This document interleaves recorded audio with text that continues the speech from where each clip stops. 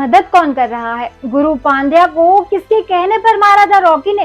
क्या असली रॉकी मर गया है? हेलो, मैं हूँ Purnima and welcome back to Bollygrad studios. पिछली वीडियो में हमने ये देखा था कि रॉकी और राघवर्षिनी मौनी रॉय अमेरिका चले जाते हैं और रॉकी उसे पैसे देता है। जैसे ही उसने उसे पैसे दिए, वो कहती है अगर कोई और मदद हो तो बिना किसी झिझक के मुझे पूछो। अब यहाँ सवाल आता है, क्या रॉकी सच में अपनी याददाश्त खो चुका है या फिर वो एक नाटक कर रहा है? तो कहानी को अब आगे बढ़ाते हैं। रॉकी बोलता है कि मैं जांच करूंगा कि क्या ये हमारे आदमी है। जैसे ही उसने कहा, मौनी बोलती है कि वो भी साथ आएगी। वो मान जाता है और उसके साथ एक 75 वर्ष की महिला के पास जाता है। रॉकी को पता चलता है कि कर्नाटक में एक दुर्घटना में उसकी मृत्यु हो चुकी है और उसके लोगों ने उसका सारा सामान ले लिया है। वो पलक झपकता है और नहीं जानता कि अब करना क्या है। पास रखे एक चाकू को कसकर पकड़ लेता है और वो ये जानने का फैसला करता है कि क्या किसी ने उनका पीछा किया था। जैसे ही मौनी के कमरे की जांच करने के लिए वो जाता है, किसी ने खिड़की तोड़ दी और उस पर हमला कर दिया। मौनी डर जाती है क्योंकि दोनों एक हिंसक लड़ाई में शामिल हो जाते हैं। जैसे ही गंजे सर वाला आदमी उस पर हमला करने के लिए गन लेता है, रॉकी गंजे आदमी के हाथ पैर तोड़ देता है और उस आदमी की गर्दन को भी तोड़ देता है। कई बार उसके पैर में फ्रैक्चर हो जाता है। मौनी गंजे सर वाले आदमी का सामान फर्श पर फेंक देती है और उसकी तलाशी लेती है। तस्वीरों की जांच करते समय रॉकी को पता चलता है और वो कहता है कि ये मेरी और आपकी तलाश में आया था। मौनी उनका सामना करने में असमर्थ और पहले से ही गंभीर रूप से घायल गंजा आदमी पास की खिड़की तोड़ देता है और जमीन पर कूदकर आत्महत्या कर लेता है। अब मौनी और रॉकी अतिरिक्त समस्याओं से बचने के लिए घर से भाग जाते हैं।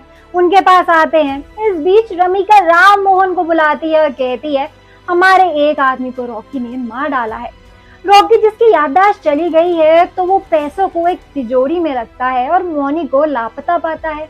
वो उसे चारों ओर ढूंढ रहा है। तभी वो देखता है कि वो एक पास की दुकान से कुछ खरीद रही होती है और खरीद कर चुपचाप कार के अंदर बैठ जाती है।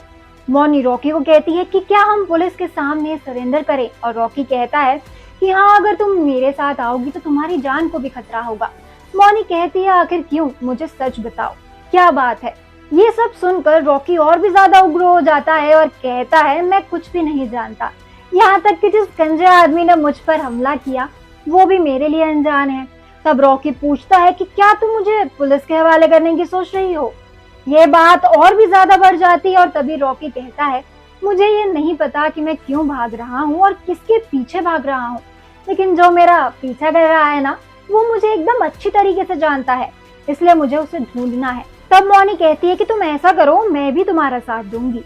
हालांकि रॉकी इस पर भी आपत्ति करता है और कहता है मैं तुम्हारे साथ नहीं चल सकता, तुम ये कार लो और यहाँ से कहीं दूर चली जाओ।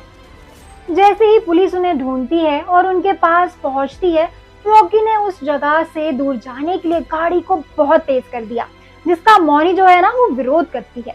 साथ ही अपनी सीट बेल्ट पहनती है क्योंकि कार बहुत ही स्पीड में है। पुलिस की कारों और एक पुलिस बाइक को नुकसान पहुंचाते हुए मौके से कार को लेकर भागने में वो दोनों सफल हो जाते हैं। कार से सब कुछ ले जाते हैं और कार को वो कहीं आसपास ही पार्क कर देते हैं। इस बीच क्या होता है, एक और अंडरकवर रॉ एजेंट रमिका के पीए राम मोहन से संपर्क करता है और कहता है सर, एक नया अपडेट, विपक्षी दल के नेता मिलने आए हैं। राघवर्षिनी रॉकी का रूप बदल देती है और कहती है आई लव यू, तुम कितने अच्छे हो, मैं तुमको पसंद करती हूँ। वो उसे गले लगाती है, जबकि रॉकी कहता है मेरी कोई पहचान नहीं है, मैं नहीं जानता कि मैं कौन हूँ। हालांकि वो उसकी निंदा करती है और कहती है जब मैं सिर्फ 10 साल की थी तब मैंने अपनी माँ को खो दिया था, और जब मैं 18 साल की थी तब दिल का दौरा पड़ने के कारण मेरे पिता ने मुझे सड़कों के बीच छोड़ दिया था। तब से मैं बिना किसी प्यार, स्नेह और उचित पहचान के बड़ी हुई हूँ।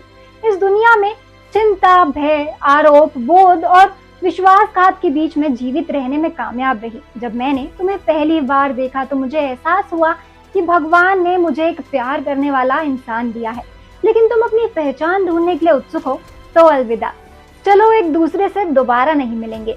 राघवर्षिनी रोना शुरू करने की कोशिश करती है, हालांकि रॉकी उसका हाथ पकड़ता है और कहता है, मैं तुमसे बहुत प्यार करता हूँ रागवर्षिनी, मैं तुम्हें बहुत पसंद करता हूँ। ये गले लगते हैं और मौनी उसे एक किस देती है। रॉकी थोड़ा सेटिस्फाइड है। इस कमरे में अपने अस्तित्व के बारे में कोई निशान और सुराग छोड़े बिना ये अपने कपड़े पहनकर वहां से भाग जाते हैं। मौनी ने अजनबी से पूछा, हम आगे कहाँ जा रहे हैं? रॉकी रागवर्षिनी को होटल में उसके बारे में विवरण इकट्ठा करने के लिए निर्देश देता है, जिसका वो पालन करती है। नई दिल्ली विपक्ष पार्टी सदन। सभी आपस में बात करते हैं कि रॉकी को ढूंढना पड़ेगा। उसके बिना इस कुर्सी पर से हम रमिका को नहीं हटा पाएंगे, क्योंकि हमारे पास इतनी फंडिंग ही नहीं है कि हम उसके लोगों को खरीद सकें। वो लोग आपस में बात करते हैं, उसने गुरु पांड्या के सर पर गोली मारी और उसकी मौके पर ही मौत हो गई। ये काम सिर्फ अपना रॉकी ही कर सकता था। इस बीच रॉकी रागवर्षिनी उर्फ मौनी को निर्देश देता है कि इंफॉर्मेशन निकालने में स्मार्ट तरीके से कैसे काम किया जाए। एक रिसेप्शनिस्ट की मदद से वो कुछ इंफॉर्मेशन प्राप्त करती है और उसे रॉकी को सौंप देती है।